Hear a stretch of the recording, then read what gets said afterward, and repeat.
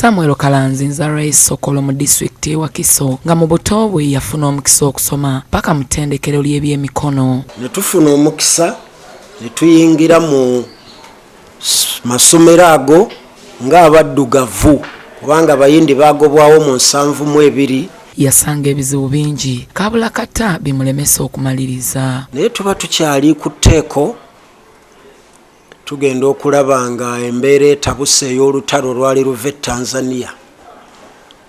Omukisa gwe twafuna gwali gwa kudduka nga tetulina ke tukutteko naye kudduka kutaasa bulamu. Era we tutuuka ku maini we bayita mu nnyendo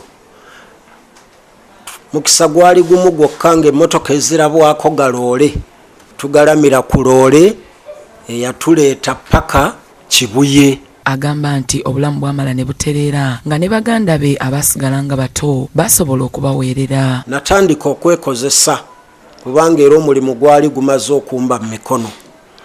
Abaabanga n'amayumba ag'okuwayaringa nga ngenda ngakola.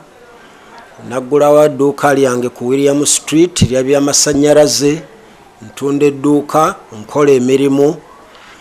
82 bw'atuuka mukadde waffe y'omu ku baalugenderamu.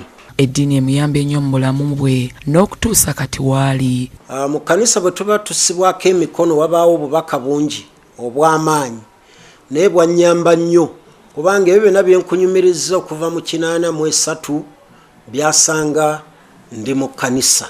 Womulabira ayina ebintu byakoze mu bulamu bwe okweyimirizaawo. Okusooka tuzimbye kubanga ennyumba z'abapangisa tuzirina zivaamu ensimbi.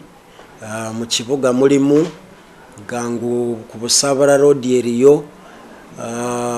Ekyo tukyenyumirizaamu nnyo era nkyenyumirizaamu zisobodde okusomesa abaana bange, zisobodde okututuusa we zitutuusa.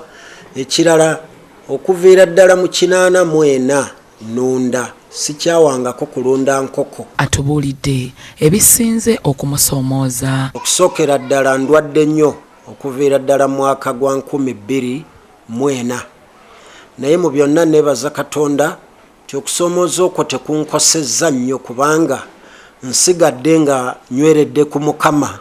Agamba nti eggwanga lyolekedde obuzibu olw'abavubuka abatunda ettaka lye bandibadde bakolerako ebintu ebyokwekulaakulanya. Ettaka liri mu mbeera efaanana bw'etyo naye amagezi ge naaliwadde nti abantu baleme kwesiba nnyo mu Kampala ne batunuulire kubanga tulina essuubi nti ekibuga kigenda kutambula paka mayiro 2. Nze kino nkiraba nti we naddira mu kyalo mwaka gwali gwa 2000 kati bw'otunuulira ennyumba zaffe n'ennyumba ez'abalala abazze basengayo olabira ddala nga essuubi eriyingira ekibuga weeriri. Ali bulungi ddala nga talina kyatatuuseeko mu bulamu bwe. Mpulira nga ndi musanyufu kubanga Katonda kyankoledde. Mpulirira ddala nga sirina kutoma kubanga nze ne mukyala wange akola ali mu kkooti e Nakawa era talina nnyo kyajula. Asiimye nnyo enkola ya Bukedde TV omuli puroguramu eziyigiriza. Ku lwa Bukedde TV nze Josephine Nakawunde ne Ismail Nsubuga.